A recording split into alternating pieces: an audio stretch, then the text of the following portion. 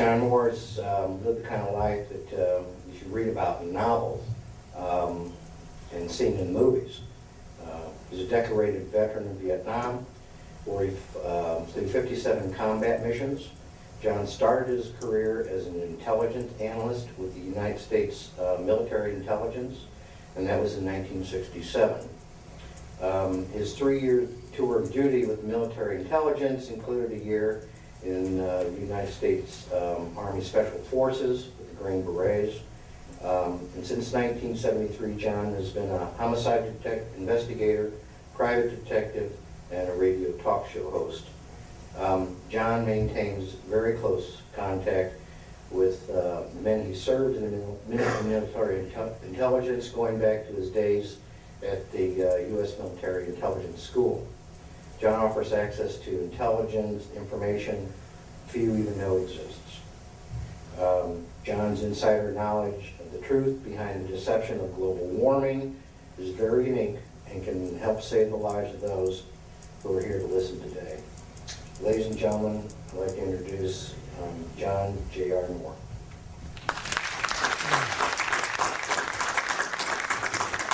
Thank you, Jim. Good morning, ladies and gentlemen. It's good to see you. We've got a lot to cover today. We have a limited amount of time. What you'll be hearing in this presentation is a very compact version of what's taking me literally 27, 28 years to learn. I've interviewed dozens of people, read thousands of pages of books, watched a number of documentaries, and still get new information every week on this topic of global warming from my confidential sources. This topic, as far as the U.S. government is concerned, is one of the most highly classified matters that the government deals with. Highly classified and highly compartmentalized. People will sometimes flippantly say, well, an organization like the federal government of the United States can't keep secrets. Well, I assure you that they can keep secrets. Absolutely they can. The example I use is the Manhattan Project. The Manhattan Project was the project to build atomic weapons in World War II. Literally, tens of thousands of people, including my father and my grandfather, both worked on the Manhattan Project. Very few of those people had a clue what they were doing. My father and my grandfather were plumbers, and they worked down in Oak Ridge, Tennessee on the Manhattan Project. Yes, indeed, the government can keep secrets. And this matter of the truth behind global warming is one of the most important secrets that they have. The first thing I'll ask you this question. Would the federal government of the United States of America lie to you? That's the response I expect. Laughter. Of course they would. And they have for decades. Because of what I do and what I do professionally, I interact with people involved with law enforcement, including the FBI. I was working on a project with a couple of FBI agents, and we're having lunch one day, and we'd gotten to know each other a little bit. And I thought, well, I'll ask this guy the question, what happened with John Kennedy when he was shot?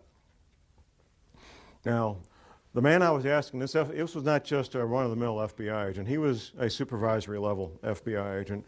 Within a few years of retirement, he's now retired. And I kind of put him in a box because if he told everything he knew, he was jeopardizing his career and his pension. But if he said, John, the Warren report was exactly accurate, then I would know that he was a nutcase because nobody believes the Warren report. So here was his answer. It was a very creative answer. This is from a supervisory level FBI agent regarding the Kennedy assassination. His answer was 2 words, creative forensics. Now, that let me know that he knew. What every person who's looked at it carefully knows is that the Kennedy assassination was not what we've been told it is. A couple of personal things when it comes to secrets and how military intelligence knows about things before they happen. First week of May, 1967. I'm 19 years old. I'm in a military intelligence school, and I got assigned for a Sunday morning, what they call a dining room orderly.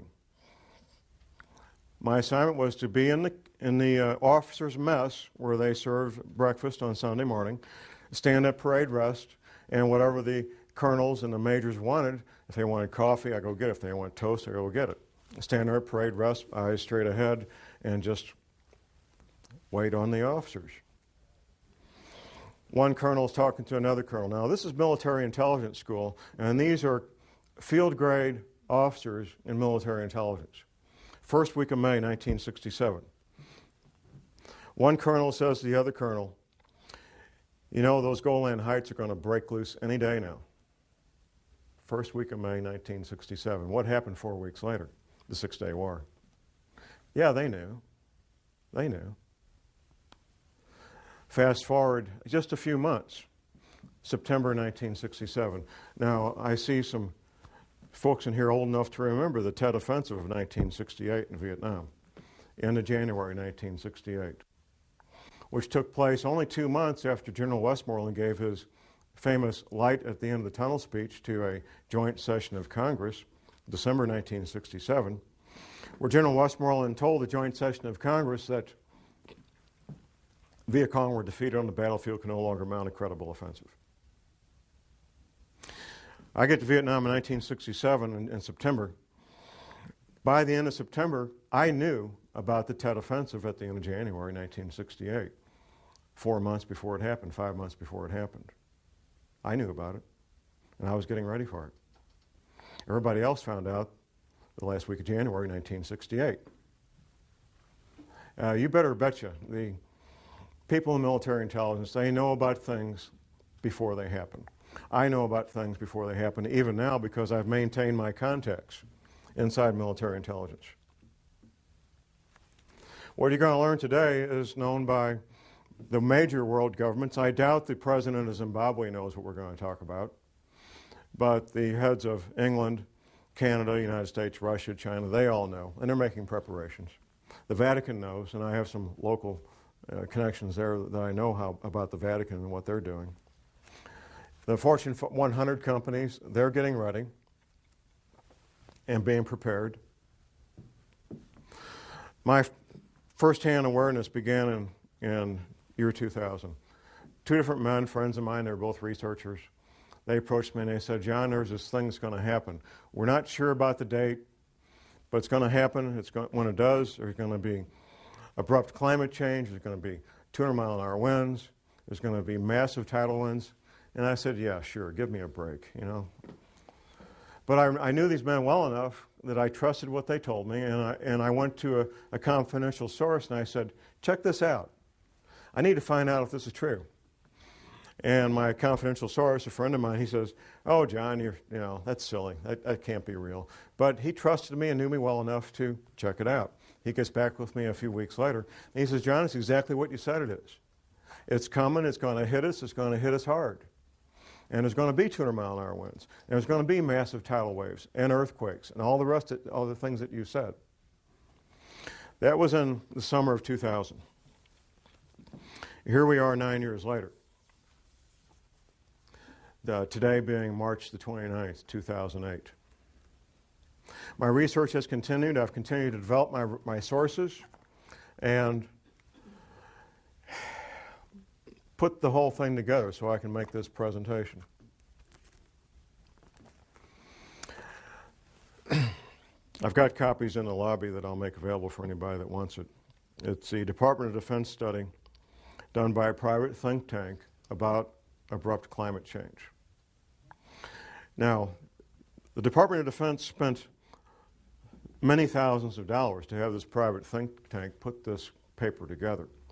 And I've got a quote from this, and this, what I've got out here that you can get is the open source unclassified version.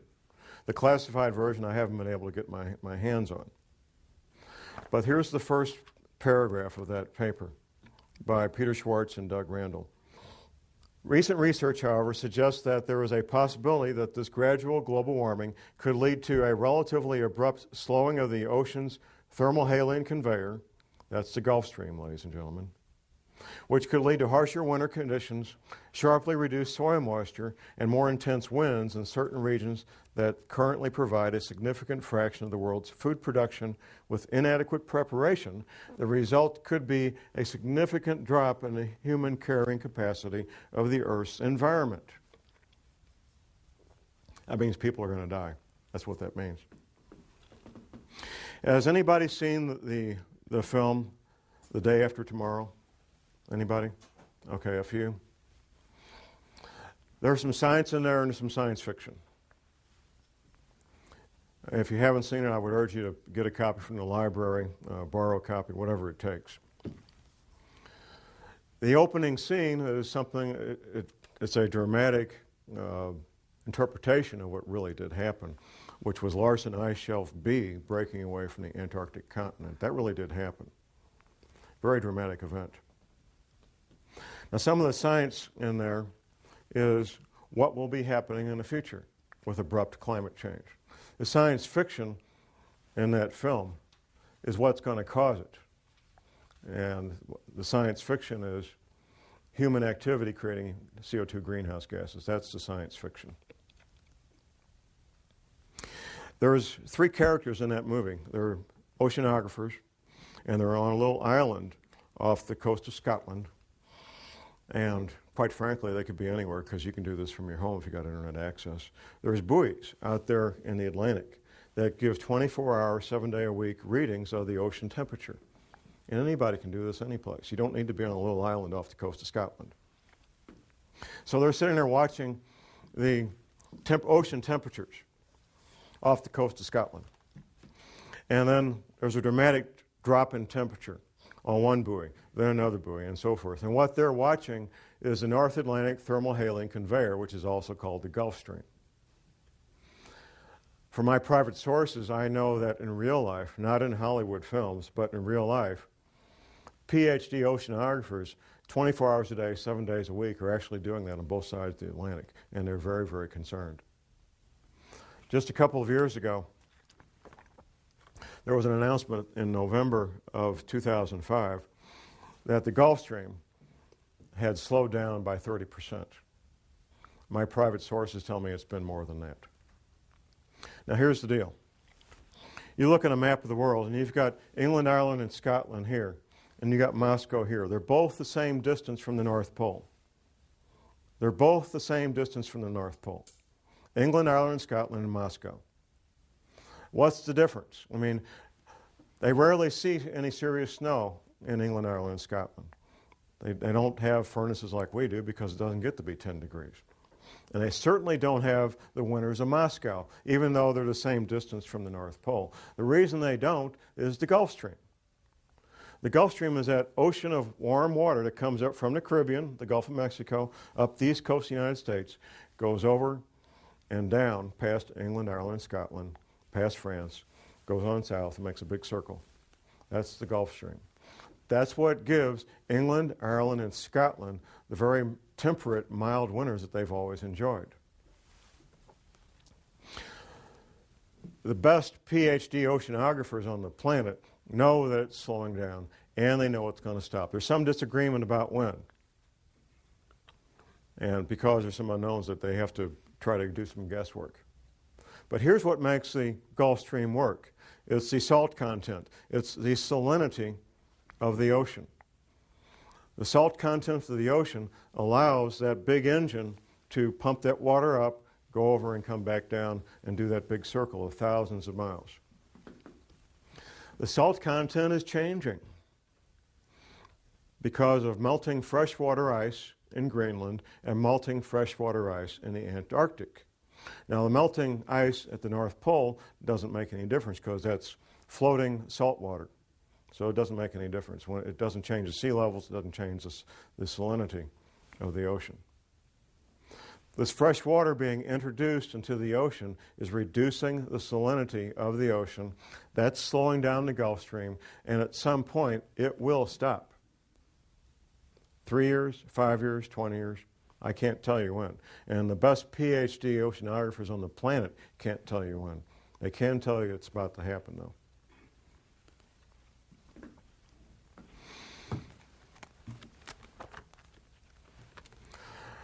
And of course, that brings abrupt climate change. What does that mean? Well, it means they have to turn their furnaces up a little bit higher in England, Ireland, Scotland. I wish it was that simple. When you're in the construction business, and I've been around the construction business, my family business was plumbing, you learn certain things. You learn certain things about infrastructure. You learn where the frost line is. You bury pipes below the frost line. And all the pipes in England are buried below what they call their frost line, which is probably 6 to 10 inches, because they don't have any real winters there. The frost line here is 18 inches in Missouri. The frost line in Moscow is probably 2 to 3 feet. So, all the infrastructure in England is built to deal with winters that they're not prepared to deal with. All the infrastructure there. The same thing's happening in Alaska right now. In Alaska, we've got the permafrost melting. All human-made, all human-built infrastructure up there, roads, buildings, bridges, pipeline on concrete piers, is built with an engineering premise. The engineering premise is that the permafrost will always be, guess what, permanently frozen. Permafrost, permanently frozen. Guess what, it's no longer permanently frozen. And the bridges, the roads, the buildings are all starting to do this. In fact, it's become a full-time job on the pipeline to go back to those concrete piers and straighten them back up. That highway that goes from Washington State to Alaska they built in World War II, that was built on top of the permafrost. It doesn't have a foundation like what we have here. As I started tracking this matter of abrupt climate change and rising ocean levels, I incorporated into casual conversations with people I knew and came in contact with. I was having lunch one day with a friend of mine. This friend is a veteran of the U.S. Navy Submarine Corps. And I was talking about what would be causing this, because I did pretty quickly learn what would be causing the rising ocean levels and abrupt climate change. And my friend starts telling me what he heard at a classified U.S. Navy briefing. And he went on and on about how the Navy had told everybody in the submarine corps about rising ocean levels and what that would mean, and why Navy retirees should consider moving to the Arkansas, Missouri Ozarks, because the Navy was telling, and is still telling these men, that the Arkansas, Missouri Ozarks are one of the known safe havens when all these events take place. Later that night, I got home and I was thinking about our conversation, and something occurred to me that hadn't occurred to me while the two of us were together, and it occurred to me that we were talking about the same thing. I was talking about the cause, and he was talking about the effect. At that point, I also remembered a map that a patient of my wife's a chiropractor, had brought in and showed my wife back in the mid-'80s, of what North America would look like after the oceans rose to their new levels. Now, at the time, I thought, this lady needs a tinfoil hat real bad. That's the only thing I could think of. It was a beautiful full-color map done by a psychic. But I always remembered the map. I have a very good memory about things that I choose to remember. And I thought about this map, and I called my friend on the phone, and I said, I got this map. I want to send it a copy of it. I got a little copy I found on the internet, 4 by 4 inches. So I sent it to him by email. And my friend looks at it, and he says, well, from the Rocky Mountains east, it's very accurate compared to what the Navy showed us, with one exception. Wisconsin's gone on the Navy's map. Wisconsin is still there on Scallion's map, Gordon Michael Scallion, well-known psychic. And from the Rocky Mountains west, it's not even close to what the Navy says, not even a little bit close. So I went ahead and ordered a copy of Scallion's map, a full-size version of it, and I get together with my friend, and he goes over the entire coast of the United States, East Coast, Gulf Coast around Florida, down to Texas, West Coast on up to Washington. And he shows me in great detail where the Navy said the new shoreline was going to be. He also told me that the East Coast would take damage up to the Blue Ridge Parkway. Now, the Blue Ridge Parkway runs north-south on the east side of the Appalachian Mountains, about 100 miles from the coast. Now, you have to keep in mind, this is not John Moore. This is U.S. Navy and classified briefings telling these men what would be happening in the future. Since talking to my friend, I've also interviewed 3 more Navy veterans. One was an officer in the submarine corps. Another was an intelligence officer from another service assigned to the submarine corps for a 3-year tour of duty. And the third guy was a Navy veteran. Fourth guy, actually. The intelligence officer, he was kind of an unusual way that the two of us got together. A friend of mine, he's a college professor, and I was at his college class on international relations giving a presentation on terrorism. The other presenter was this former intelligence officer. So we finish our presentation to college students on terrorism, and we go to a pizza place in Rolla. And there's 4 of us. Myself, I'm sitting here. The retired intelligence officer, his wife sitting next to me. And the intelligence officer himself sitting across from me, and my friend, the college professor, is right over here. Once I found out that he did a 3-year tour of duty with the submarine corps, I knew I had to ask the question. I might never see this man again in my life. I got to ask the question. Now, we haven't talked about rising ocean levels. And this you have to keep in mind, this is a basic tool of investigative work, is interviewing witnesses at different times and different places, interviewing witnesses that don't know each other. You want to get to the heart of a matter, that's the way it's done. You find witnesses who don't know each other that have the same information, and you interview them at different times, different places. So I ask him, tell me what you know about rising ocean levels. His wife sitting next to me, before he can even speak up, his wife sitting next to me says the following. We were on our last duty assignment, and we were at the Pentagon. Now, we've been all over the planet, typical military family, and we had to pick a place to retire. We chose the Arkansas, Missouri Ozarks because of rising ocean levels. I had my answer. I had my answer. We talked about that a little bit more. A few weeks later, I made a lunch appointment with him, and I brought the map with me that I'd revised after going over with the first submarine veteran. I brought it with me. We met at Steak and Shake, had lunch, and I had him revise the map even further, getting a few more details in there. The third submarine veteran, retired submarine officer, he's one of my pistol students. We had lunch and we talked, and he says, John, I signed these non-disclosure agreements. If I tell you what I know, I could lose my pension. I have to be out 5 years before I can tell what I know about rising ocean levels. I've only been out 3 years. I said, well, can you blink your eyes once for yes and twice for no? Then you won't be talking. He says, yeah, I can do that. The retired submarine officer verified what the other 2 submarine veterans had told me earlier. Word for word, detail for detail. And he also, this is the third man who had chosen the Arkansas, Missouri Ozarks for his retirement home. The Prophecy Club, a Christian group out of Topeka, Kansas, they sent me on a nationwide speaking tour in 2005 on this topic. And I'm up in Detroit speaking on this. On one of the breaks, I have a man walk up and introduce himself to me. He says, John, I'm in the insurance industry. And we've wondered for years, us in the insurance industry, why is there such a cluster of retired Navy people in the zip codes of the Arkansas, Missouri Ozarks? Now I know. Now I got my answer. The Navy knows. Another pistol student of mine, a retired Navy guy, I said, what's the altitude of your new home?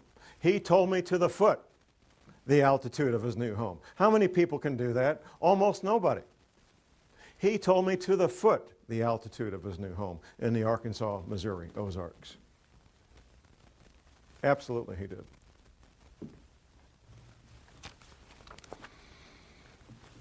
How many planets are there in our solar system? 9? Okay.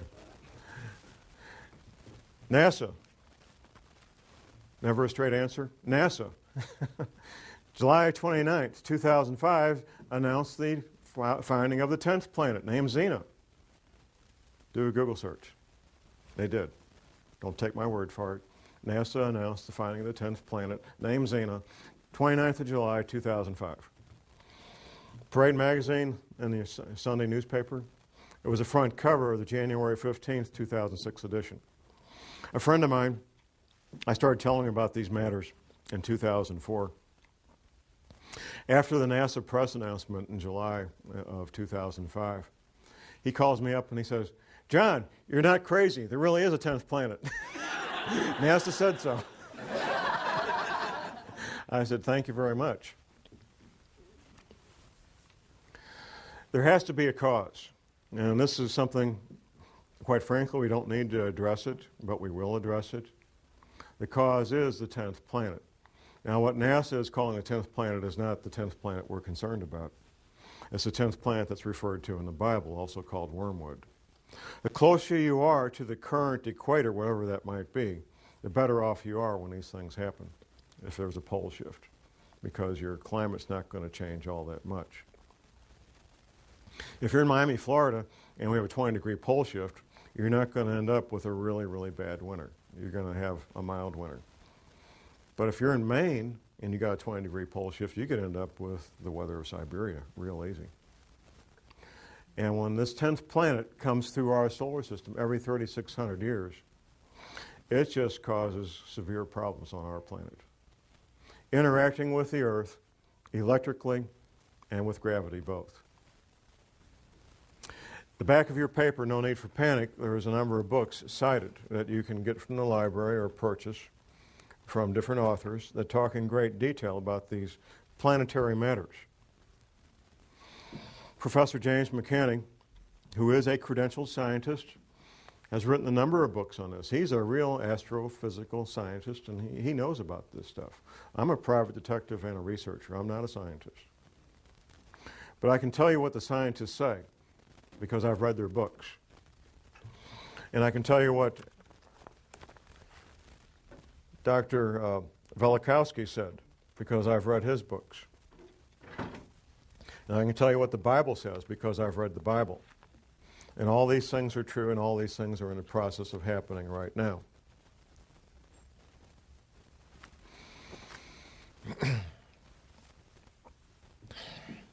It took me a while to figure this out. For the following reason. All these Navy veterans, they were all told about abrupt climate change and rapidly, violently rising ocean levels. And I was trying to figure out, and I finally figured out in the past 12 months, where is all this water going to come from? Because the men that I was interviewing, they were in the audience, like you guys. They weren't the scientists. The Navy just told these men in these classified briefings what would be happening. They didn't tell them how or why. They didn't need to know. They told them what would be happening. They told them that these oceans would become violent and have massive, violent tidal waves that would wipe out all areas near the coast. Up until last year, I was thinking, oh, melting ice at Antarctica, melting ice at Greenland. But how could it melt that fast? Well, it can't melt that fast, even with what we're going through.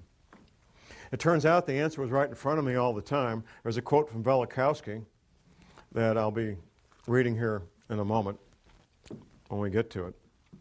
It turns out that the knowledge is something all oceanographers know, and a lot of people in geology departments in every university knows. There is a bulge of water at the equator. Now we're talking about sea level here. Sea level is measured at Cornwall, England. It's a couple hundred years ago, England was kind of running things when it came to oceans, and they got to pick where to measure sea level, and they measured it at they got a big rock. There's a line there. That's sea level.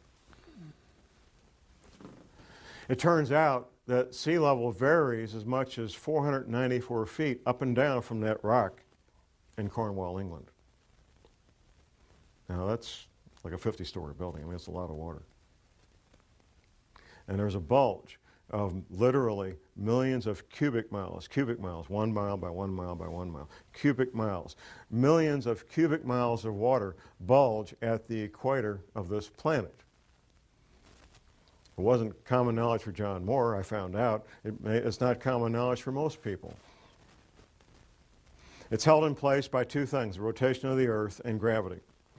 Anything that changes our true north, our pole, by more than just a couple of degrees will cause that water to be disrupted. And there's a technical term for it, slosh. And there's records locked up in bones and stone of this having happened in the past. Velikovsky talked about it extensively in his books. Talk a little bit about this water damage. You have a map in your handout. Now, from Washington, D.C. to Boston is basically one big city. Since World War II, that's what it's become. One big city. All that's going to be gone. Going down the coast to Atlanta and down to Florida. Florida, the highest point in Florida is on the Panhandle, 55 feet above sea level. Florida's finished, except for a small part of the isthmus, maybe. And that's a big maybe. Gulf Coast, Alabama, Louisiana, Mississippi are pretty much going to be gone. In fact, the new mouth of the Mississippi will be at the current Arkansas-Louisiana state line, a couple hundred miles up from where it is right now. Going down around the coast of Texas, Texas will take damage about 100 miles inland. California will take damage 25 to 100 miles inland, depending on a couple of things, the level of the altitude above sea level and seismic activity. On up the west coast to Oregon and Seattle, all coastal areas being damaged 50 to 100 miles inland. And once again, seismic activity is going to play a big role in what happens. Locally in the Midwest, we have something called the New Madrid seismic zone. Once the Mississippi River becomes 50 to 100 miles wide, the U.S. Navy, not John Moore, the U.S. Navy says it will trigger at least 3 9-point plus earthquakes on the New Madrid seismic zone. Southern Illinois will basically be one large swamp. In fact, southern Illinois is already pretty swampy. If you fly over the Mississippi River right now, you can see where the river used to be. You can see where its banks were at one time. A much, much larger river than it is now. I mentioned Wisconsin will be gone. The Great Lakes will become one vast inland sea joining up with Hudson Bay up in Canada. That's what the Navy says. And it's kind of ironic and kind of caught my attention when all of these Navy veterans, these submarine veterans, they all look at this map and they say, John, Wisconsin's gone. It's finished. There's not going to be any more Wisconsin. Florida's gone. Louisiana, Alabama, Mississippi, finished, gone.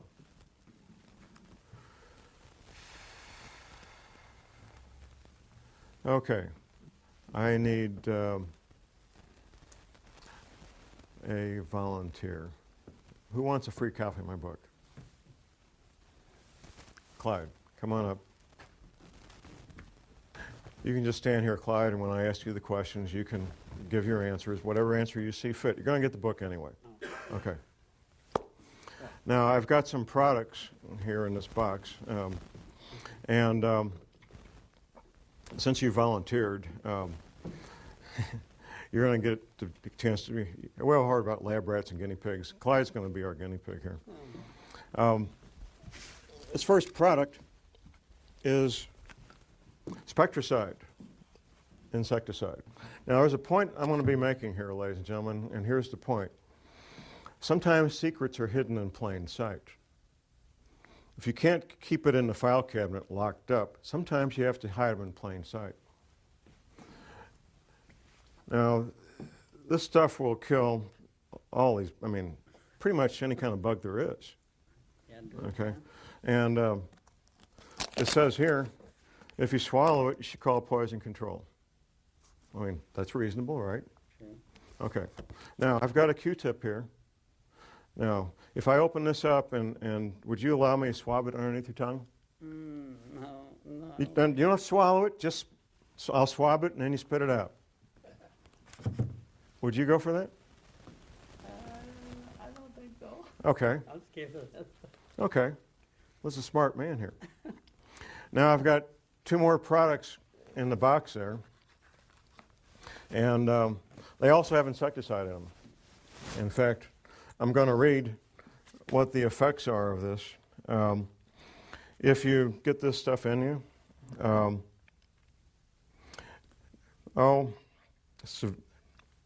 death, nausea, vomiting, abdominal distress, diarrhea, stupor, weakness, muscular weakness, tremors, convulsions, respiratory cardiac failure. Now, I'll make the same offer to you, Clyde. These two products here that have this insecticide on it. Just a little swab underneath the tongue. I think I'll pass. You pass on that? Okay. Now, these. I don't trust medicines.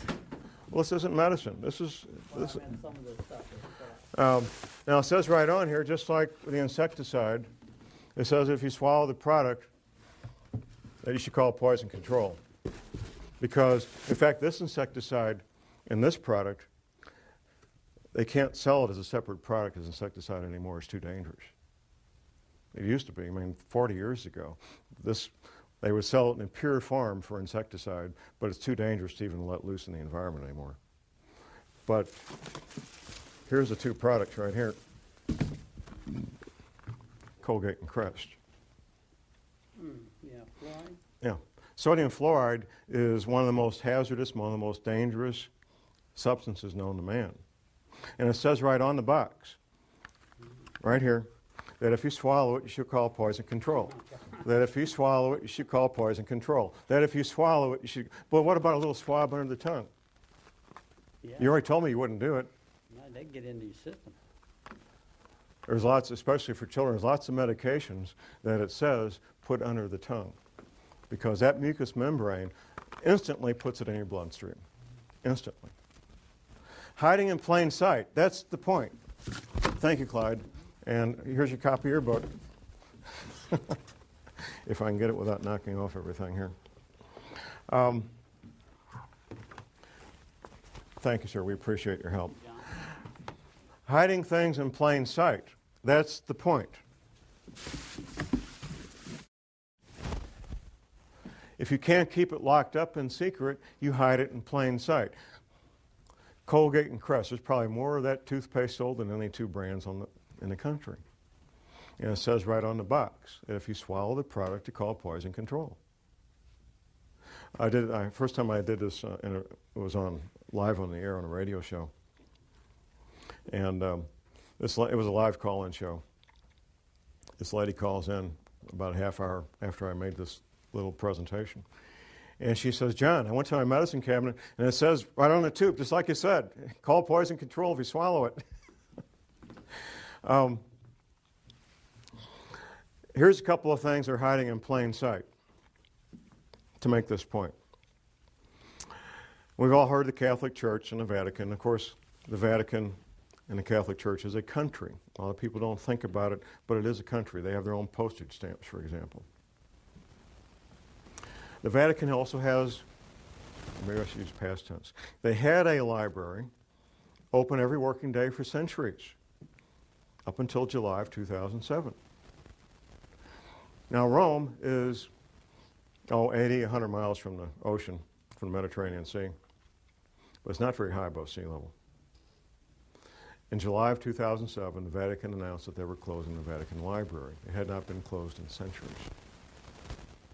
Hiding it in plain sight. The reason they gave, the publicly stated reason, was that we have a structural problem in this building and we got to correct that. We're going to shut down the library. It will be reopened in 2010. By 2010, ladies and gentlemen, it will be someplace else. In fact, it's probably already in the process of being moved. Here's another example of something being hidden in plain sight. And then we have most people in this audience either have internet access or know somebody that does. You put this in Google, CIA in Denver. CIA in Denver, in Google. And you'll find that public announcements from CIA going back into 2007, that they're moving their entire domestic division from Langley, Virginia, which is about 85 feet above sea level, to Denver, Colorado. Now, the first publicly stated reason was kind of silly, and they got tired of being laughed at, so they stopped stating that. I'll tell you what that is in a moment. What they're saying right now is, quote unquote, for operational reasons. That's the publicly stated reason now. The original reason, we want to break up the old boy network that's been in place for so many decades in the CIA so things will run better. Nobody believed that. That was just too silly. My contacts inside the CIA said, John, we're just scratching our heads. And that's before they got my information. We don't know why we're being moved. They're not telling us. They're not telling us. They're just saying, if you want your career and you want your pension, pack your bags and go to Denver. Otherwise, your career is toast. EPA, our friends. Now, a lot of people make fun of the EPA and hate the EPA, but like most government agencies, most of the people that work there are good men and women with good intentions, including a lot of scientists. The EPA had a library, past tense, until 2007. The library containing the largest collection of cross-referenced, important term, cross-referenced articles and manuscripts on man-made compounds and biological agents in the English language. In 2007, it was closed. The EPA library was closed, and it was a number of different locations around the country, closed to even EPA scientists could not access it. Anybody see Al Gore's film, An Inconvenient Truth? Okay, once again, I encourage people to watch this movie. There's some science in there, there's some science fiction.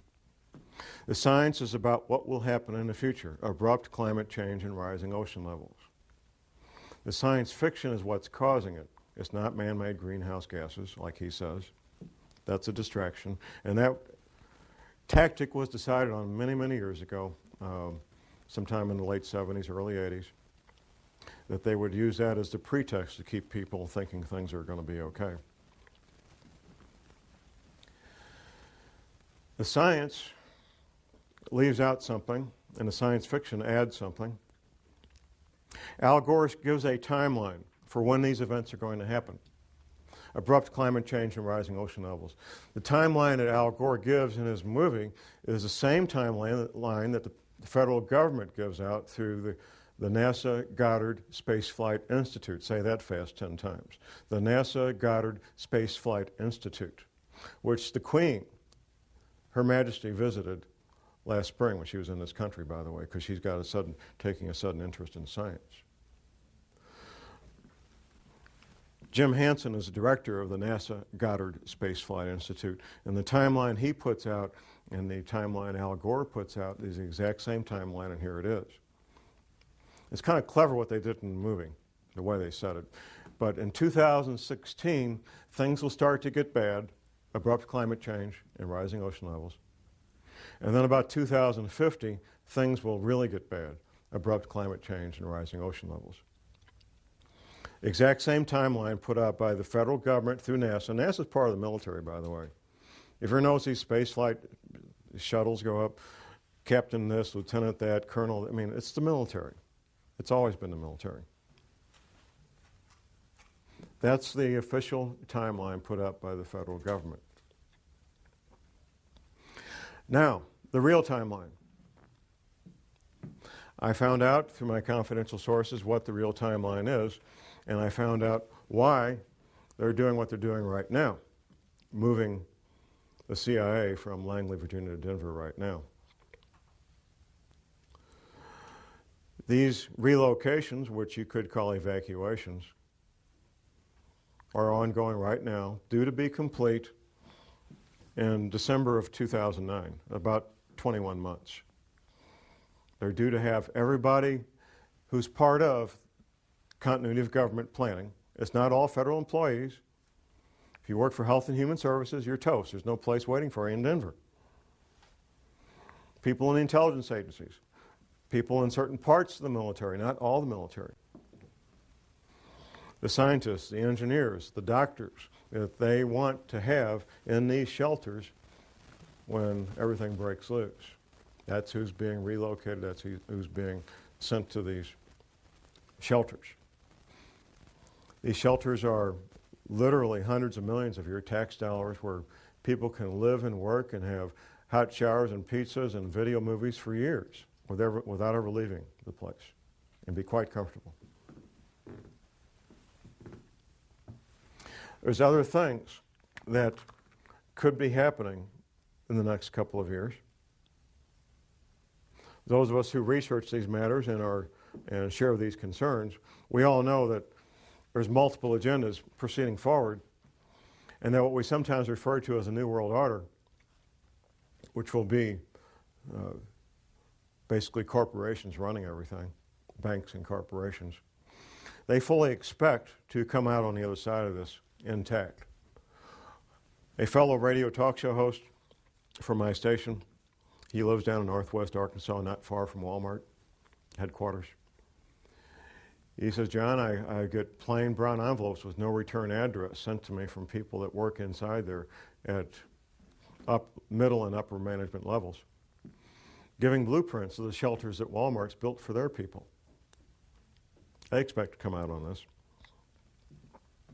Another friend of mine was working with a Catholic group here in St. Louis. And his job was to help set up military-grade radio communications between the Vatican group in St. Louis and the Catholic group in St. Louis, and the Vatican. Military-grade two-way communications. We're not talking 10-4 good buddy CB stuff. The real military-grade radio communications. The agendas of the people that control the world, the international bankers and the Fortune 500 and so forth, is to have a planet with far less people on it than there is now, either inadvertently through these earth changes or by design, through World War III, a flu pandemic, or severe economic collapse leading to societal disruption, or all three happening at the same time. These are all matters that could be happening in the not too distant future. What's going on right now? In March of 2008, well, the first 2 months of this year, of 2008, we had 400 tornadoes. I refer to what we're living in right now as phase one. Phase one is where normal commerce takes place. We can have our careers, interact with our families and our social events that we normally do, and life appears to be normal. The powers that be are using phase one to finish their final preparations. This shelter I talked about here at Weldon Springs, Missouri, it took almost twice as long to build it as they anticipated. They kept running into the various problems that any construction project has, but they got it built. And they're using these remaining months to finish up whatever final preparations they need to get their people in place and get moved. Phase two will be when these earth changes events, abrupt climate change, bizarre weather, earthquakes, tidal waves, all become so numerous that they become daily news. In fact, when I meet people out in the street, almost everybody comments on how bizarre the weather has become. And that's pretty much a topic of daily discussion. The government, the powers that be, will claim that these bizarre weather-related events are related to global warming. And when they're happening, that we need to start cutting back on our creation of CO2 greenhouse gases. In fact, on the way in this morning, I heard that we had our first ever, today, we had our first Earth Hour. In Sydney, Australia, we had our first Earth Hour where they turned off the lights in Sydney, Australia for 1 hour to get people to think about global warming. Since I've been watching these matters the past 9 years, I watched it incrementally become a bigger and bigger media event. Up to the point where Al Gore got the Academy Award for Best Documentary in 2007. Then it was like, we're off to the races. Up until that award, that Academy Award, global warming related news stories was maybe twice a week. That was about what I was seeing. Since then, since he got that Academy Award just over a year ago, it's been daily, 7 days a week, global warming stories. And there will be no end to it. As long as there's news, as long as they're capable of broadcasting news, you will have global warming stories every day of the week from now on. As these events become more severe, you're going to hear more and more men with lab coats from NASA talking about global warming being caused by human activity, and that it will be better and everything's going to be okay, so you can go back to your baseball games and go back to work Monday morning. Things are going to be fine. That's phase 2. Phase 3 will be a relatively short period of time. It may be a matter of a few days, maybe a week. It won't be long. At some point, people will realize that things are very strange and very dangerous, and they'll start doing things they normally wouldn't do. Say, for example, you're a professional, self-employed, or you have several people working for you. Half the people in this country work for small businesses. Many of the owners of those businesses are financially well off that they could lock the door and never go back. They love what they do, and that's why they go to work every day. I've heard any number of people tell me, they say, John, the government doesn't want to create panic. That's why they're concealing this. No, the government's not concerned about panic. What the government's concerned about is business owners making very rational, very logical decisions that I'm locking the door and I'm out of here. No panic whatsoever. That's what they're fearful of, because that would shut down the economy if enough of them did it. They want to keep these people in the dark as long as possible. A friend of mine, a gentleman I've known since 1970, 38 years, I made an appointment with him about 3 years ago because I consider him a very dear friend, and I wanted to warn him about these rising ocean levels. I won't use his real name. I'll say his name is Billy Bob. So I make an appointment to meet him in a coffee shop, and I drive 2 hours one way to meet him in this coffee shop. And we get caught up on marriages, divorces, babies, and grandbabies, and all that. And then I get to why I wanted to meet with him. I said, Billy Bob, did you know that the oceans could be in the hotel lobbies in Miami Beach in 5 years or less?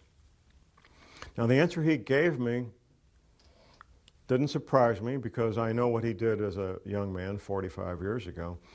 And he said, yes, I know. So I took half a day of my life to warn my friend about rising ocean levels, and it turned out he already knew. Now, 45 years ago, when he was in the military, he got involved with covert operations, the real black bag side of the house. And he's been connected ever since. He doesn't get his news from CNN or the newspaper or the Wall Street Journal. He gets his news from the people that make the news. So he didn't need to be warned. He didn't need to be warned. Most men, and it's mostly men because of the nature of the work they do, some women, who know about what we're talking about today, just simply go about their lives and keep quiet about it. They're not public speakers. They take care of their family, they take care of themselves, and the rest of you are on your own. What I bring to the table is public knowledge of what's a very well-kept secret. Phase 4 will be the end of the world as we know it. Once these oceans come up, the infrastructure that supports normal human activity will be wiped out. Take, for example, shipping, ocean-going ships. The bulky, heavy products of the world, whether it's grain or petroleum products or coal or lumber, is all moved by ship. Ships that go in and out of seaports. When the seaports are underwater, all that stops. It's finished. It's over. That's just one small example of what we're looking at in the future. The housing where 100 million people live will be damaged and or destroyed. The potable water that these people rely on will no longer be potable. The food that they rely on to eat will no longer be available. It will not be a pretty picture. Martial law will be instituted probably before that, which brings to mind these other scenarios I mentioned. Economic collapse leading to social disruption, for example. If things get bad and there's what appears to be a need for martial law related to rioting in the streets over economic collapse, people don't have jobs, can't buy food, people will probably go along with martial law under those conditions because it would appear to be the right thing to do. It would look like a way to get things back to normal. So people will go along with martial law under those conditions. If, however, martial law is instituted because these oceans are coming, nobody's going to pay attention to that. They're going to get out of Dodge. They're going to get out of Dodge. They're going to be gone. And martial law or no martial law, they're going to be gone. If martial law is instituted and there's a lockdown before that, then we'll have a better chance of maintaining martial law. I've lived under martial law for a year in Vietnam. What are you looking at? You're looking at curfews. The curfew could be from 10 o'clock at night to 6 a.m. The curfew could be 24 hours a day. They're under 24-hour curfew right now in parts of Iraq, I understand. Restrictions of sales of firearms, ammunition, and alcohol. Rationing of fuel, rationing of food, potable water rationing, possibly rationing of electricity. We've seen that in Iraq a lot, depending on what's going on. Martial law is not a fun thing to be part of or live under, even if you're part of the occupying force, because it changes your life. Got some interesting questions that we'll go through one at a time here.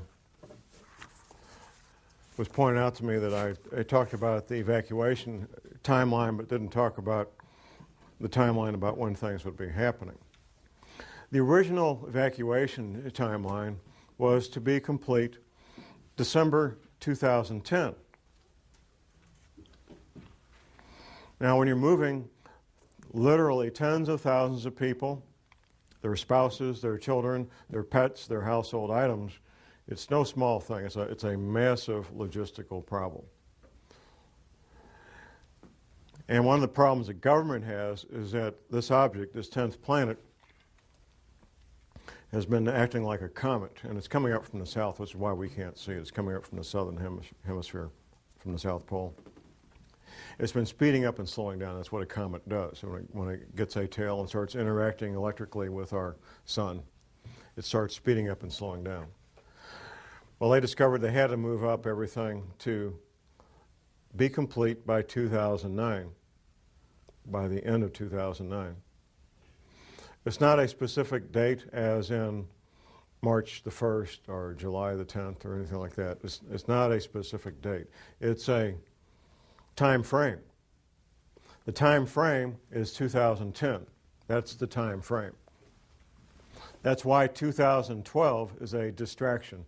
Those of us who were involved with the preparations for Y2K, who were observing and watching what was going on, we noticed that almost nobody did anything until 1998. And then in 1999, when most people did something, whether it was buy a case of bottled water or whatever it might have been, or extensive preparations, that was done in 1999. The government knows this as well. So that's why they've pushed these dates on us of 2012 and then later in the century, because they want to distract people. There was a question about Weldon Springs possibly being a prison. That's one of the more frequently heard comments in the metropolitan St. Louis area. Is that what they built underground there as a prison? Well, I've been to many prisons professionally, interviewing people incarcerated in various prisons.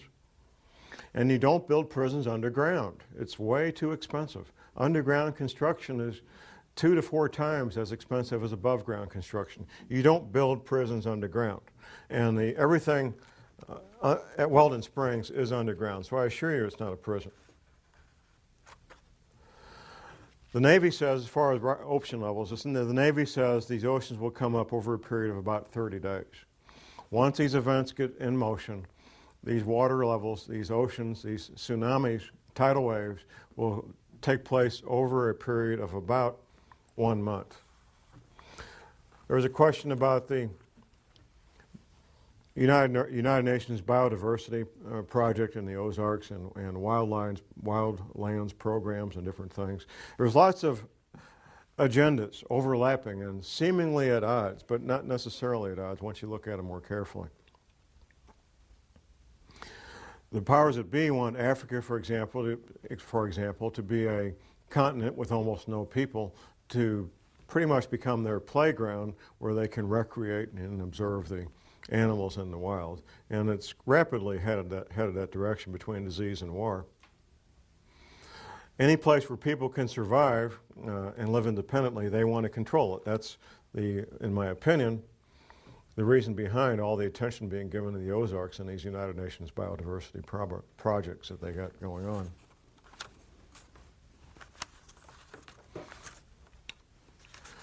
There's been some questions. Of course, St. Louis is the headquarters for Monsanto, about Monsanto buying up and getting patents on seeds. I think that's what the question had to do with patents on GMO seeds.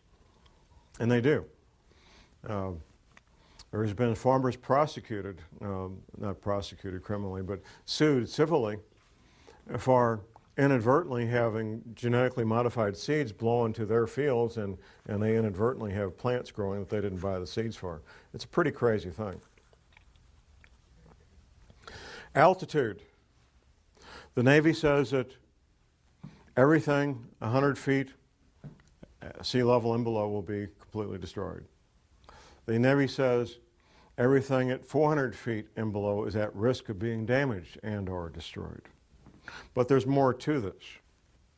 There's how close you are to densely populated areas. Now, the Appalachian Mountains, for example, in North Carolina and so forth, would be highly desirable places to be if it wasn't for being so close to literally tens of million people who are going to be hungry and without potable water and without electricity. That's what makes those areas undesirable, even though they will be safe in terms of geology and rising ocean levels. There was a question about money and keeping money and so forth. If you're watching what's going on with the dollar, now this is March of 2008, you might be watching this video a year from now, 6 months from now. The American dollar is in severe crisis and is at risk of no longer being the reserve currency of choice for the countries and the major banks of the world. Dollars, if you call dollars money, you would be well advised to maybe be looking at something else for money to store up value for future use, possibly gold coins, possibly silver coins, to store up a lot of value in a compact area, compact space. Before, however, I would get gold coins or silver coins, I think I would look at other aspects of preparedness, and that's why I want to focus on the final part of this presentation is preparedness. On my radio show, I told my audience in the summer of '06 that I would no longer focus on the geopolitical matters. I'm with Republic Broadcasting, and they have a number of excellent talk show hosts that talk about the geopolitical matters nationally and internationally all the time quite well. That John Moore would focus on preparedness.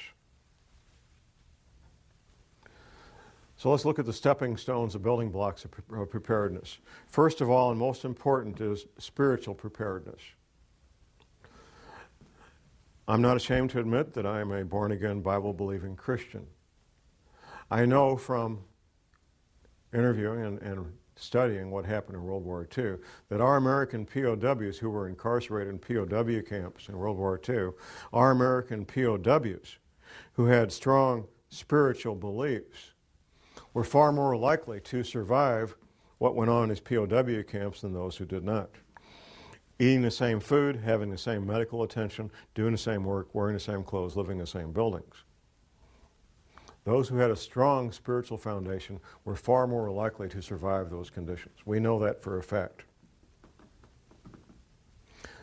It's not my job to tell you what your spiritual beliefs should be. My job is to tell you need to have strong spiritual beliefs, whatever that might be for you. Next comes skills. And there's a lot of skills I'm going to advocate. I'm going to look at my list here so I don't miss any of my list of skills. And I'm going to come back and read you what Dr. Velikowski wrote about what might happen. The skills of a farmer, a gardener. You will be growing your own food. The skills of a paramedic.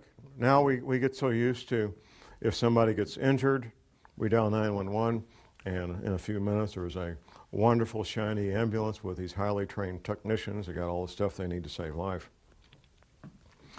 In a future where things no longer work like we're used to, you're going to be your own paramedic, or you're going to sit there and watch your loved one bleed to death from a chainsaw accident or whatever it might be.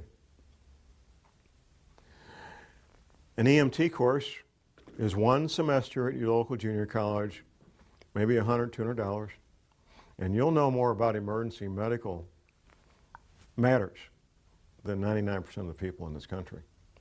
One semester at your local junior college. You don't need to worry about passing a test unless you intend to be a paramedic or an EMT. You don't need to worry about taking a test at all. You want to learn the skills, and you want to get a kit equal to your skill level. Now, the paramedic training is three more semesters of college on top of that first one. And then you'll have a skill level almost equal to a medical doctor when it comes to emergency medical treatment. The skills of a ham radio operator. Now, I've been in places, I've been in combat, and I know what it's like not to know what's going on. This book that I offer on my website, Emergency Survival Communications, excellent book. It's written for people who don't know anything about radios. Sitting someplace when things are bad, let's take an example most of us are familiar with, 9/11/01. By mid-morning of the 11th day of September 2001, I knew we were at war because smoke was coming up out of the Pentagon. That's how I knew we were at war. I set up emergency communications on my dining room table. I monitored the local emergency frequencies where I lived in St. Louis. I monitored the radio frequencies nationally, and I monitored the TV stations for 24 hours a day, 7 days a week for about 10 days or so. We finally shut it down. Being able to instantly and effectively communicate with your friends and loved ones, and we found this out during Hurricane Katrina, two-way radio communication that you control could mean the difference between life and death. In Hurricane Katrina, it was a matter of life and death for many people.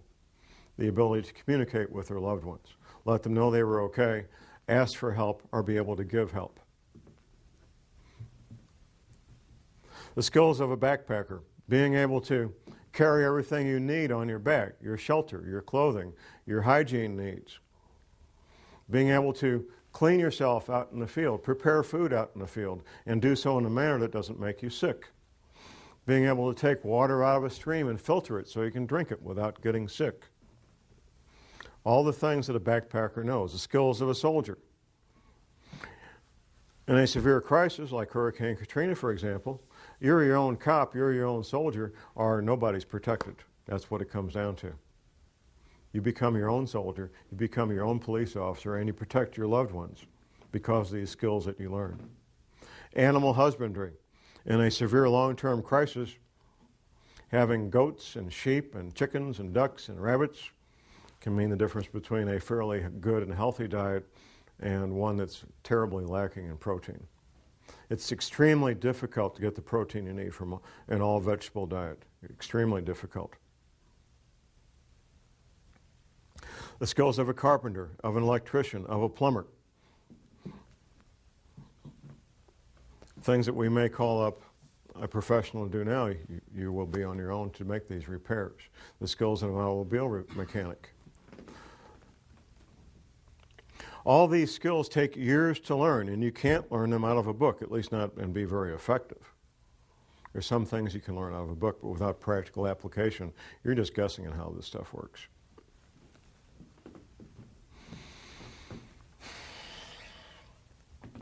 Where do you live? I've had a number of questions during our breaks about where safe areas are. The Arkansas, Missouri, and Ozarks are one of the known safe havens. That's basically the bottom third of Missouri, not counting the Boot Heel, and the top third of Arkansas, not counting northeast Arkansas. That flat area where they grow rice. It's not considered part of the Ozarks.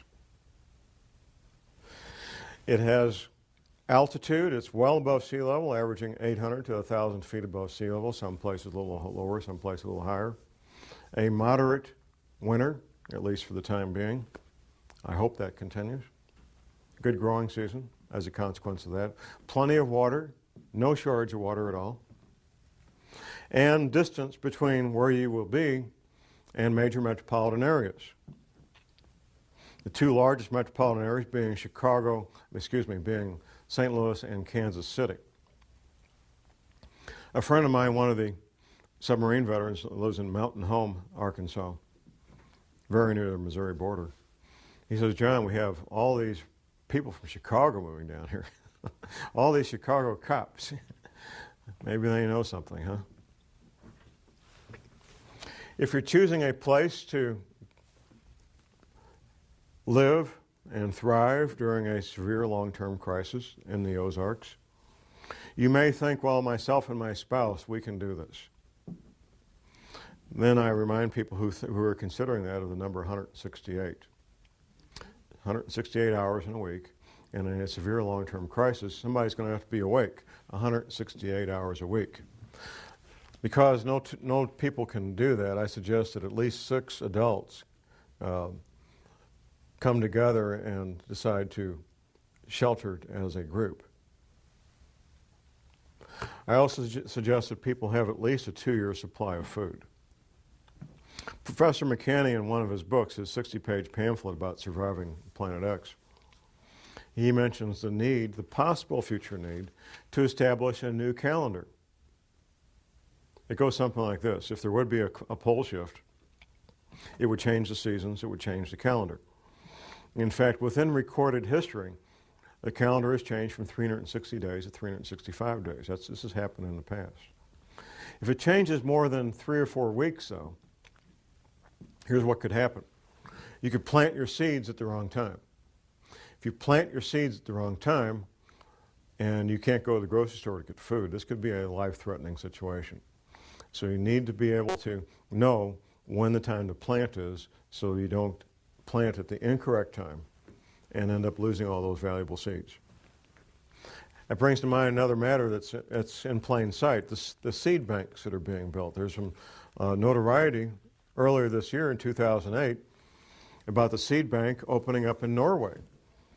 As close to the Arctic Circle as you can get and still have what might be considered normal human activity built into the side of a mountain. A seed bank where they can store all the seeds from all the plants on the planet, apparently. So they're hiding that in plain sight. Now I need to go back to Dr. Velikowski's quote here. Dr. Velikowski was a medical doctor, and he wrote several books about these matters. And he was hammered on mercilessly. One of the things Dr. Velikowski did was reconcile calendars, like when you reconcile your checkbook. And it's the nature of professionals in all professions not to talk to people who don't do what they do. You know, lawyers typically don't talk to doctors, and archaeologists who study Egypt don't talk to archaeologists who study China. And nobody had ever done this previously. And it's not easy to do, reconcile calendars from these ancient cultures. Dr. Velikowski made an observation. There is a passage in the Bible the Israelis are having this battle, and they need a few extra hours to win this battle. And guess what? They got a few extra. Their day was a few hours longer. You know the quote, Jim. The incident, right. Now, typically when we study the Bible, if there's something we can't understand, we just say, well, God's just trying to make a point. This really didn't happen. That's what we do.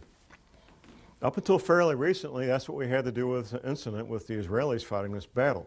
Well, God was trying to make a point that he had the power to do this. It really didn't happen. Well, it turns out we now know scientifically how that could happen, and the only way it could happen.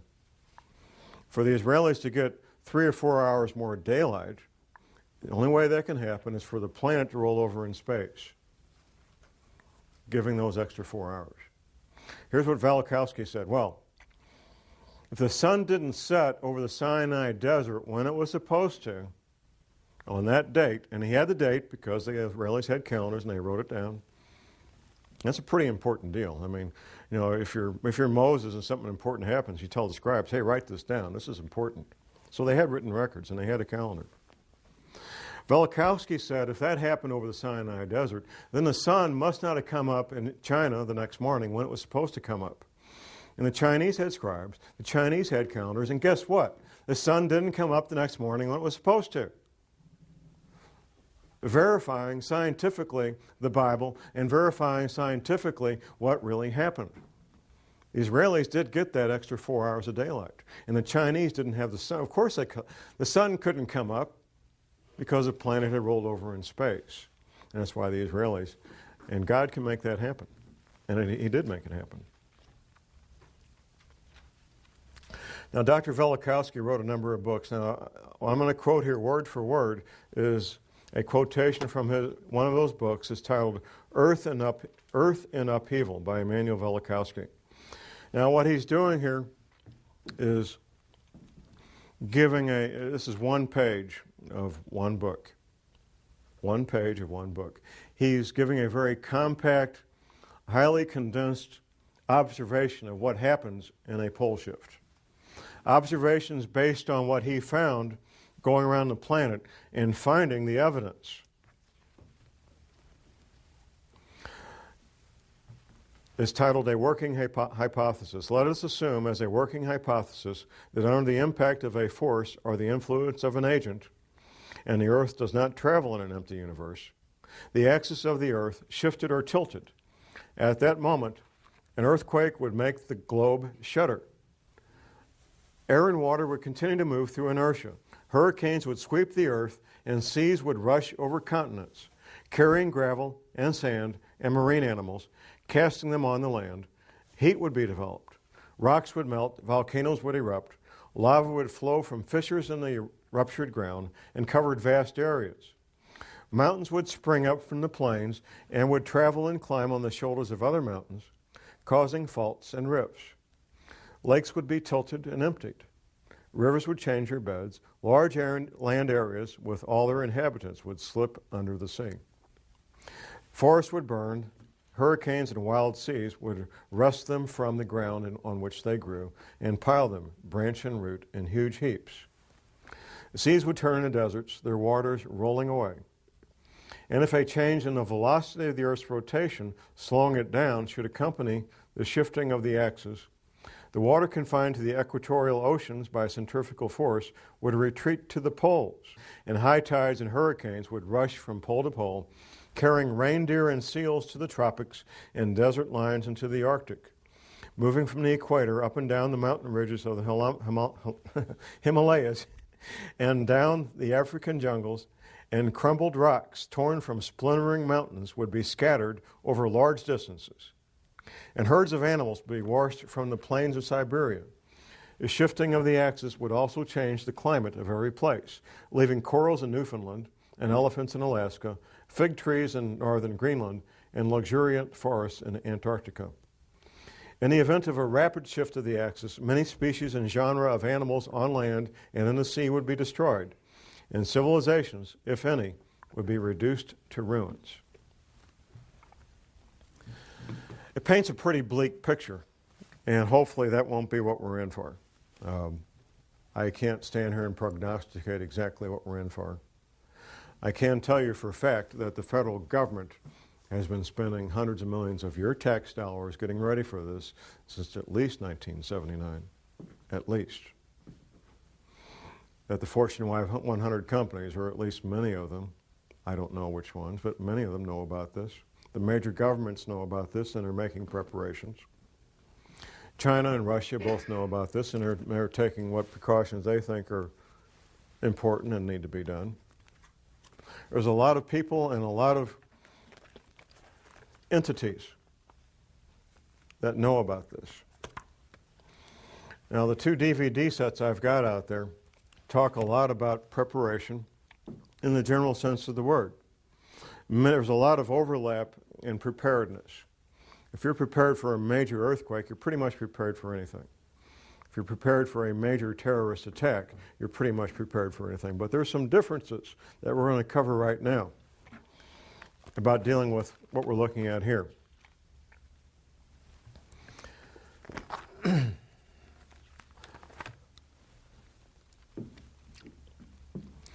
Anybody here watch Little House on the Prairie, Michael Landon? Okay. Life on the Kansas prairies in the 1880s, 1890s. In the 1880s, 1890s, we had a complete working infrastructure in this country where goods and services were produced and delivered. Commerce took place. We had a postal system. We had law enforcement. We had the military. We had medical care. Bulk goods were produced and delivered and transported, none of which used internal combustion engines. None of it.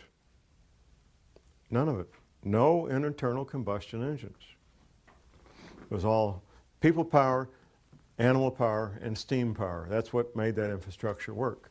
Well, ladies and gentlemen, we may be going back to the 1880s and all that infrastructure is gone. Steam engines are pretty much in museums and not available to the rest of us to use. Although I'm working on that. Horses, there's a lot of horses around, most of them for pleasure use, not many would be used to or are suitable for pulling heavy wagons, although I guess they could be adapted for that. And what wagons do we have? That whole infrastructure of cargo wagons pulled by horses is pretty much in museums too. Sailboats, bicycles, steam-powered cars, steam-powered boats, steam-powered tractors. That's what we'd be looking at eventually. On my website, you'll see steam engines built by Mike Brown. I'm working with another manufacturer who's doing something nobody's ever done that we're aware of, and that's fabricate complete steam electric generating sets mounted on a flatbed or an enclosed trailer, where it's all one package. So if you have wood or anything that burns, and if you have a little bit of water, you can have electricity. And that's a nice thing. Electricity is a good thing. And trying to operate communications equipment without electricity simply isn't going to happen, not very effectively anyway. There are some crank-up receivers that you can get, which I have a couple of them myself. Steam power is the way large amounts of electricity have always been generated. A lot of people don't know this, but this young lady might know here, but a nuclear submarine is a steamboat. An aircraft carrier is a steamboat. A nuclear power plant is a steam-generating power plant. That's the way large amounts of energy have always been made, because of the incredible torque and energy you get from expanding steam. So that's hopefully will be available soon, where people can get access to steam energy and steam engines. We already can get the engines, but the boilers are the hard part, and the man I'm working with in Minnesota is working on getting these boilers ready to go, and we're right at the cusp of being able to offer those. Getting access to modern medical care, which I don't advocate except for emergency use, and modern dentistry, which I do advocate, could be very difficult, if almost impossible to do in a long-term crisis. If you need pharmaceutical products to live, you need to look for alternatives, because access to pharmaceutical products is probably going to be cut off. Getting those concerns taken care of now while you can is an important thing to do. getting those dental concerns taken care of, stockpiling prescription and pharmaceutical products if you need to do that.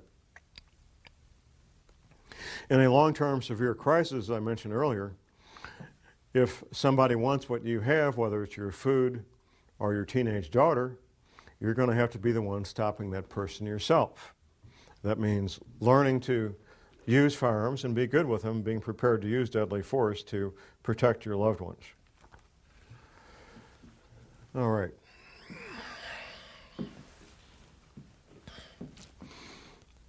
Most people, if you try to talk to them about this, aren't going to want to hear it. I wrote this paper, You Have No Need for Panic, for my brother and my brother-in-law, knowing full well that they probably would not pay heed. I've written a couple of times, and I've spoken publicly a couple of times about denial. Denial is not a river in Egypt. Denial is a very predictable human response. The first time I ran into it as an adult was in Vietnam in the fall of 1967. I mentioned earlier that I was knowledgeable and preparing for the Tet Offensive I knew was coming. Now, if you can imagine, ladies and gentlemen, I was in a small unit, psychological warfare. We had maybe 80 guys.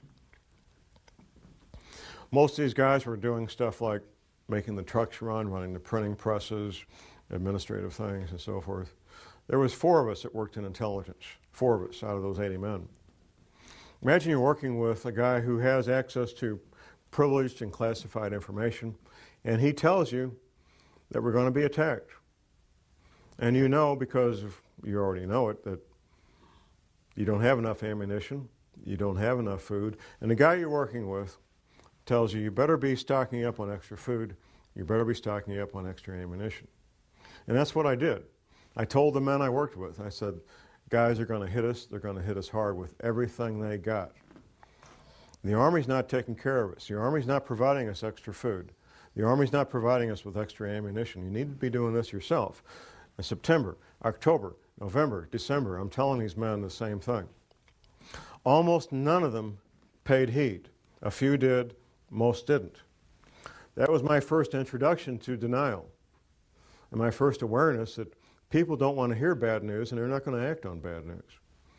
And I can tell the people in this audience, and I can tell the people watching this movie, that most people you talk to are going to respond the same way. Even though you give them the evidence, even though you can show them the printout from Google, the news articles that the CIA is moving half of everything they've got from Langley, Virginia to Denver for no apparent reason. No reason that they're willing to talk about anyway. Operational reasons, all right? Tens of millions of dollars to move these people from Langley, Virginia to Denver, Colorado. One of my sponsors on my show, he, well, actually it's my only sponsor at the moment, he sells freeze-dried food. And he was talking to one of the larger, if I mention the name, you would instantly recognize it, one of the larger manufacturers of freeze-dried food in the country. In fact, they may be the largest, I don't know. This was about 6 weeks ago. This is the end of March 2008. So this would have been early to mid-February. And here's what one of the largest manufacturers of freeze-dried food told my friend about 6 weeks ago. Governments, plural, not singular, governments, plural, have come here in the last week or two and bought everything we've got. Everything.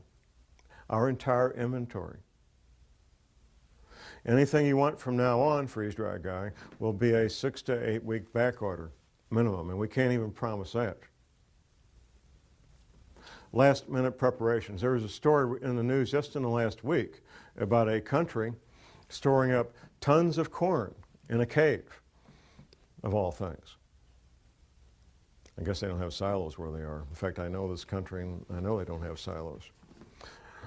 We're seeing some unusual last-minute preparations taking place, and they're happening right now.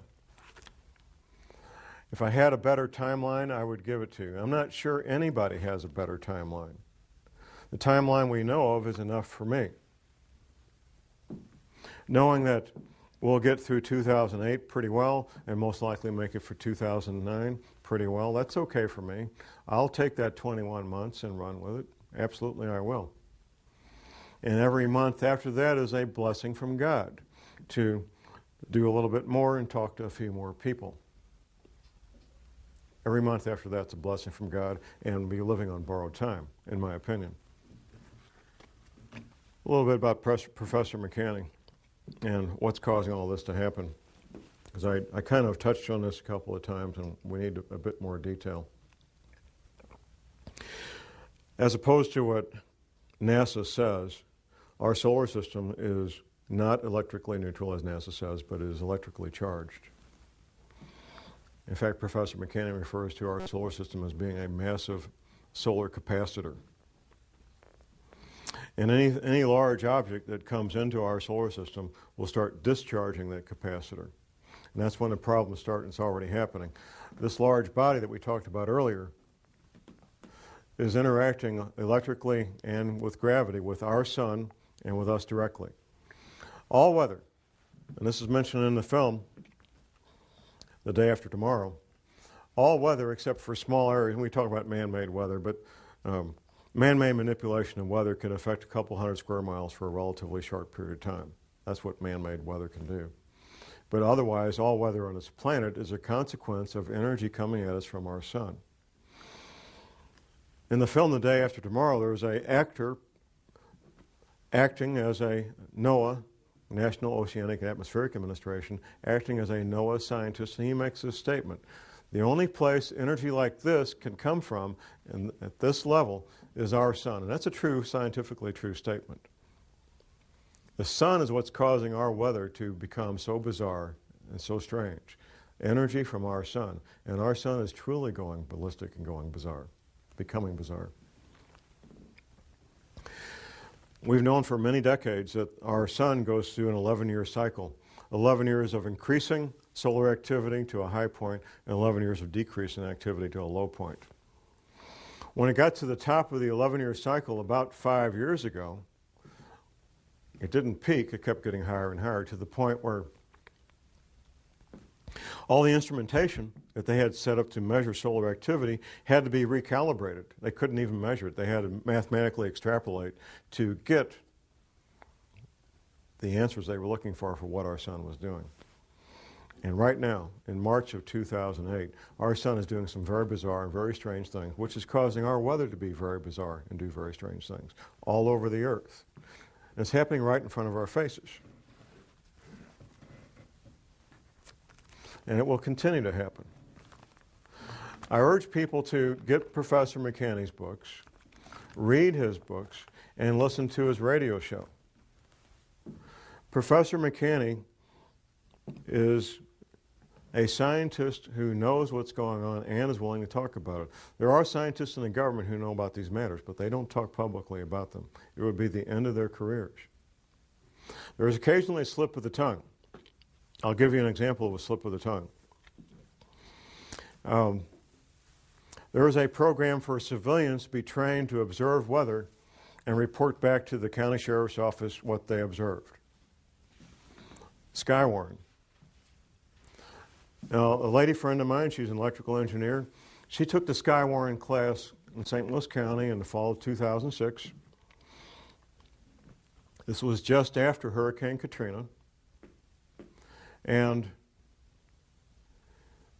during a break, this NOAA scientist, they're young, 36 or so year old scientist, he's out there in the hallway on this break. And a lot of talk about hurricanes because we just had a major hurricane. And he made this statement. Just wait till you start seeing these hurricanes forming over land. Whoa, hurricanes don't form over land. You can't graduate from weather school and become a meteorologist and even think that or believe that. My friend tried to ask a follow-up question. The young NOAA scientist knew that if he said anything else, his career and pension would be at risk, so he shut up right then. But we've since seen at least one hurricane over Oklahoma. It was about a year ago. The classic cyclonic type storm, about 50 to 100 miles wide with a well-formed eye and winds in excess of 75 miles an hour. That's the definition of a hurricane. Cyclonic storm covers a wide area with a well-formed eye and winds in excess of 75 miles an hour. Over Oklahoma about a year ago in 2007. One of the things about the modern age is anybody with internet access can watch in real time on radar as these things are happening. And my friends who are involved in construction and any outdoor activity, they watch that radar every day because it affects their livelihood. And tens of thousands of people saw this event, this hurricane over land. Do we have any other questions out there that have been written down and to be handed up front? We don't? Okay. I'll make sure I get over all these questions here. I think I have. Altitudes of safe places. I've touched on this several times, but once again, the U.S. Navy, not John Moore, the U.S. Navy says that the Missouri-Arkansas Ozarks could become a series of islands. That's pretty scary. Out where I live, the low points are 800 feet above sea level and the high points are 1,200 feet above sea level. Thinking of my neighborhood as becoming a series of islands is very scary. That, however, is what the U.S. Navy says. There's a book I'm going to recommend. It's in your bibliography on your paper, but for those watching this tape, it'll be helpful. The title of it is Patriots Surviving the Coming Collapse by James Wesley Rawles, R-A-W-L-E-S. Patriots Surviving the Coming Collapse by James Wesley Rawles. The collapse he describes is caused by economic problems. However, the book is often described as a survival manual disguised as a novel. The advice he gives and the scenarios that take place are very, very likely to be happening in real life. That's why I recommend the book.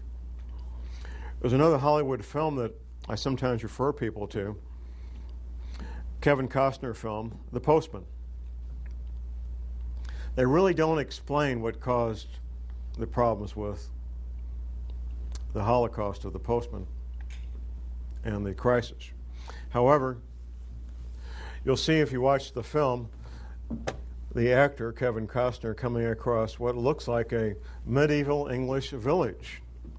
The way people dress, the way people live. He also comes across fortified towns and villages. In a severe long-term crisis, the federal government will still exist, and the federal government will still think they exercise control. The federal government will exercise control as far as their fence goes. That's what they'll exercise control over. State governments, pretty much the same way. Government in a long-term severe crisis will be at the county level. In fact, up until the Great Depression in the 1930s, that's what government was for most people in this country. And once you get 60 or 100 miles away from these cities, government for most people is still the county government. County government will once again be king of the hill. If there's any services provided by any government, it will be at the county level in a long-term severe crisis.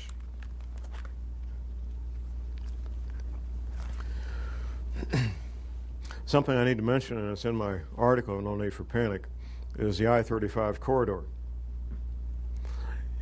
Typically, the public arguments go one of two ways. There's a Chamber of Commerce argument that the I-35 corridor, which goes from the Mexican border to Canada, will be good for commerce and good for business. There's a patriot community argument that it's going to be foreign contractors, it will hurt our sovereignty, and it will be bad for America. What neither side is talking about, why are they building this thing in the first place?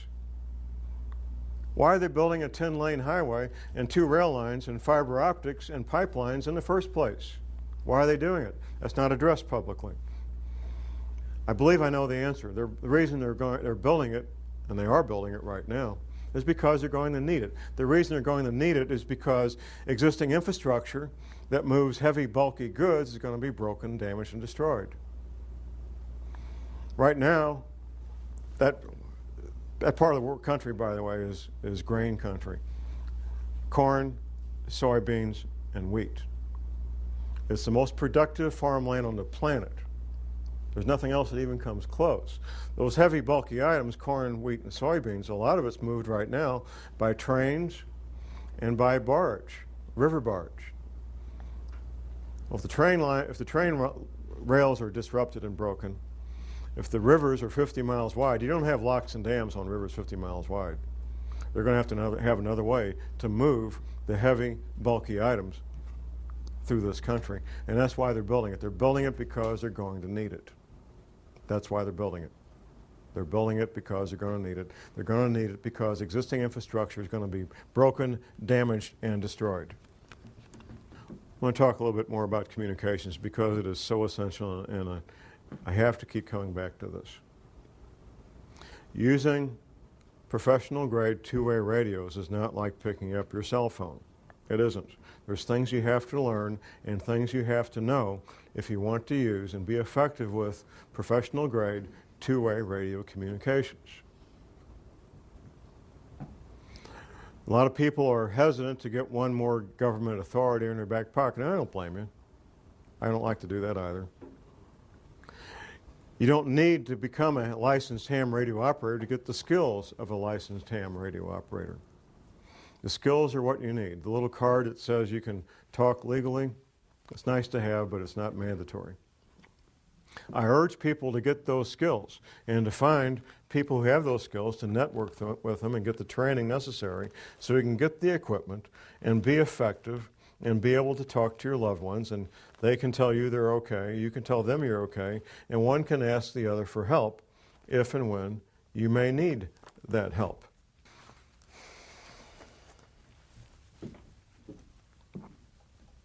The time we've got, I really can't stand here and tell you precisely. Do we have 21 months? I hope so. As far as earth changes being severe, we probably do. In terms of other potential crises, there may be timelines and dates marked on calendars, but they haven't told me. This economy is in severe trouble. One of the foundational parts of our economy is major banks loaning money to other major banks. That's not happening. That's pretty much stopped if you've been paying attention. Tax-free municipal bonds, the place you park money for widows and orphans. AAA-rated tax-free municipal bonds. Rated by Moody's. People don't trust the AAA rating anymore. Cities wanting to build new water projects, roads, sewers, whatever it might be, are having to offer 17 and 18% interest to get people to buy their tax-free municipal bonds. And they aren't doing it. They can't afford to pay that kind of interest and build new infrastructure in that manner. They simply can't do it. There's a lot of foundational things about our economy that are at severe risk right now in March of 2008. The apparent solution is to create more money, which will make the crisis longer and worse, but that has been the decision, and they're going to stick to it. They're not going to change that decision. My advice to people is to focus on the local, focus on what you can do to help protect your family and your loved ones.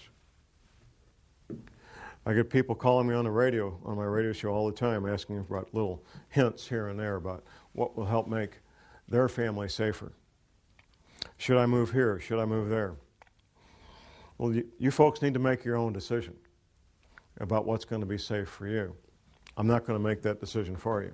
Even if you bring me in as a private consultant, I won't make that decision for you.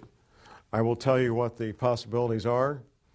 I will tell you what to look out for, and then the decision is up to you as to what you'll be doing, how you will do it, why you will do it, how much money you're going to spend. Under normal conditions, under normal circumstances, it takes about a year from the first time you say, Mr. Contractor, I want to make an appointment with you, until he hands you the key that you can move into your new home. Whether it's an earth-sheltered concrete home or a regular home out here in the suburbs, it's typically about 1 year. So that's your window. And after that, no matter how much money you've got, it will be very, very difficult to get anything done in less than a year. Granted, money talks. That's an old saying, and there's a lot of truth to it. I know some of these contractors that specialize in these monolithic concrete domes and earth-sheltered homes, and they typically have a backlog of 6 to 8 months of homes to build because there aren't that many of them doing it. Point being, ladies and gentlemen, whenever you folks are out there watching us tape in the future, if you have the financial resources and want to build something, you need to figure on about 12 months from the time you make that first call until the time the contractor hands you the keys and you're ready to move in.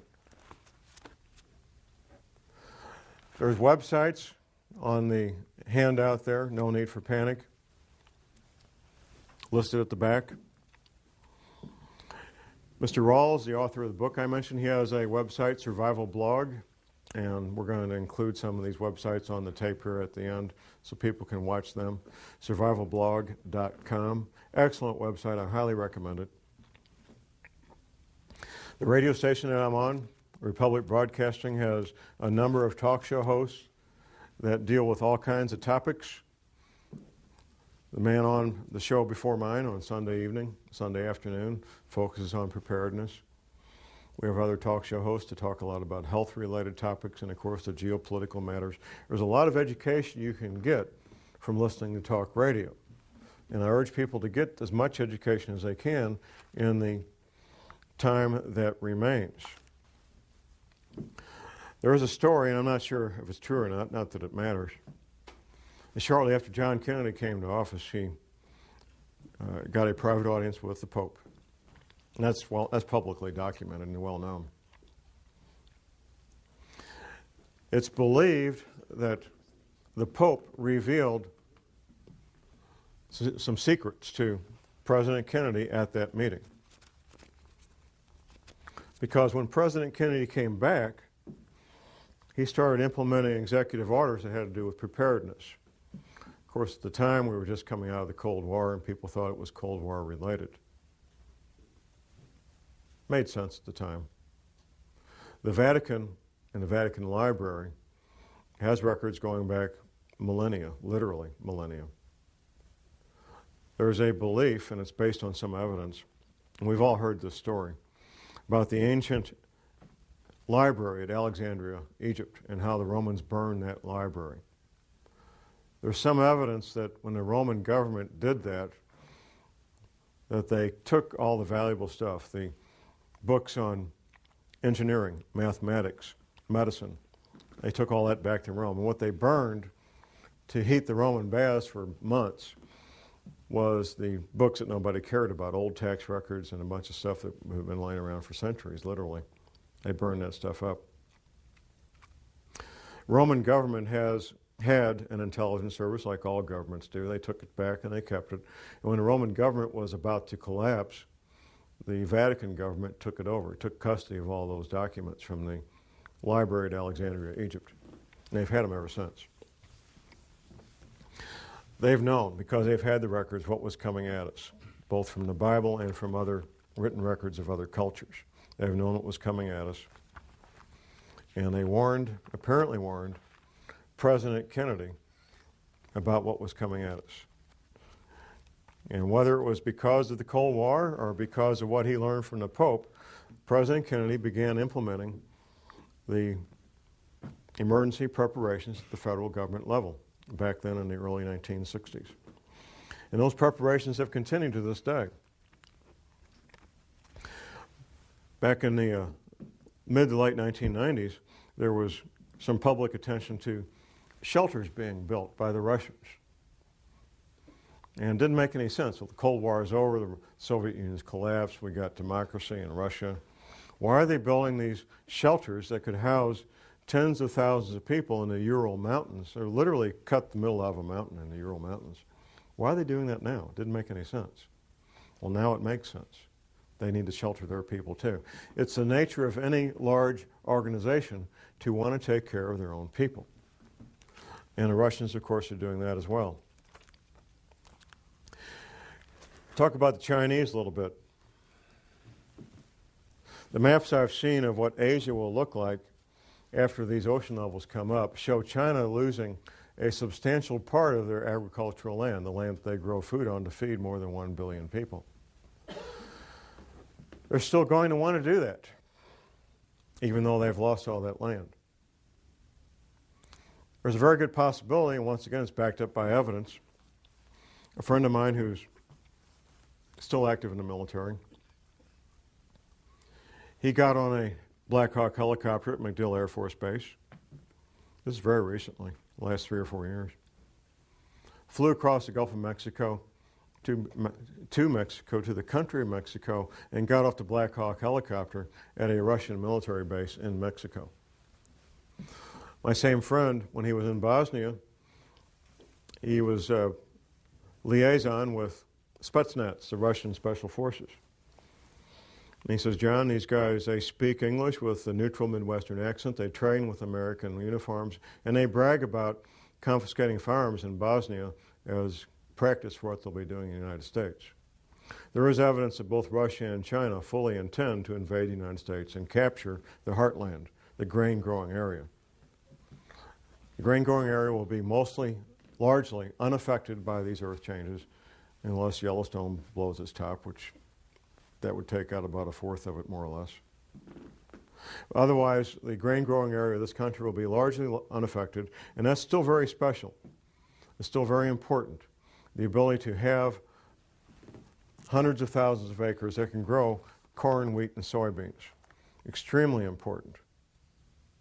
The information I'm getting from private sources tells me that both the Russians and the Chinese are doing the logistical planning, the logistical stockpiling that I'd be doing. If I was planning an invasion, I'd be doing exactly what they're doing. Pre-positioning supplies in Mexico and Canada. That appears to be exactly what's going on. As we all learned from watching the first Gulf War, it took the better part of a year to move in all the logistical things that we needed to fight a war, and then about a month to cycle the men in these large transport planes. So that's what they're doing, ladies and gentlemen, based on the information that I'm getting from my private sources. I don't know what else I can tell you. I've answered every question that I'm aware of. If more questions come up, you've got my phone number on the front of my article there, no need for panic. I am reachable for private consultations. I do a radio show 2 hours a week on Republic Broadcasting from 4 to 6 p.m. is my current time slot on Sunday afternoons.